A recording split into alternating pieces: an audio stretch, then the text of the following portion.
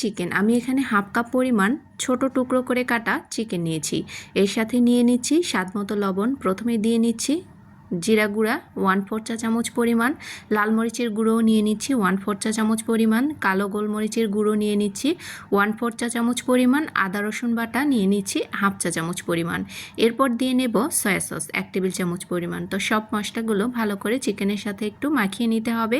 এখন আমি চিকেনটাকে রান্না করে নেব। এর জন্য আমি চুলার উপরে একটি প্যান বসিয়ে নিয়েছি। এর মধ্যে দিয়ে নিচ্ছি প্রায় 3 টেবিল চামচ পরিমাণ রান্নার তেল। এখন তেলটা একটু গরম হয়ে এলেই আমি চিকেনটাকে তেলের মধ্যে দিয়ে নেব। এরপর চুলো জালটাকে একটু হাই হিটে করে চিকেনটাকে নাড়াচাড়া করে 3 থেকে 4 মিনিটের মতো একটু রান্না করে নিতে হবে। হাই হিটে করে দিলে দেখবেন যে চিকেন থেকে আর এক্সট্রা পানি বের হচ্ছে না, চিকেনটা একদম সেদ্ধ হয়ে যাবে। এরপর দিয়ে নিচ্ছি ক্যাপসিকাম। এখানে আমি লাল এবং সবুজ ক্যাপসিকাম ব্যবহার করেছি, আপনারা চাইলে শুধু সবুজটাই ব্যবহার করতে পারেন।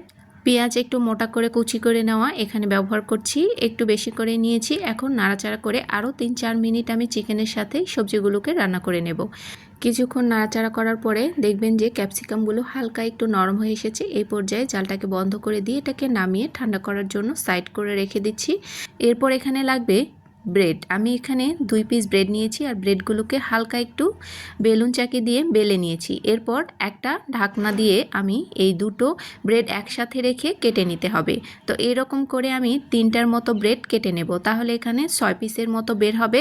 তো আমি এরকম করে সবগুলো ব্রেড কেটে নিয়েছি। 3টা ব্রেড কেটে নিলে দেখবেন যে এখান থেকে 6 পিস নাস্তা বের হবে। তো আমি সবগুলো কেটে নিয়েছি। এখন এই নাস্তাগুলোকে ডিমের গোলার মধ্যে আমি কোটিং করে ব্রেড ক্রাম্বসের মধ্যে গড়িয়ে নেব। তো এরকম করে খুব তাড়াতাড়ি ডিমের কোটিংয়ের মধ্যে একটু এটাকে ডিপ করে নিতে হবে। তো এটা হয়ে গেছে। এখন এগুলো গরম তেলের মধ্যে হালকা একটু ভেজে নিতে হবে। তো দেখুন আমি লাল লাল করে এগুলোকে ভেজে নিচ্ছি, আর এগুলো ভেজে নিতে খুব একটা বেশি সময় লাগে না।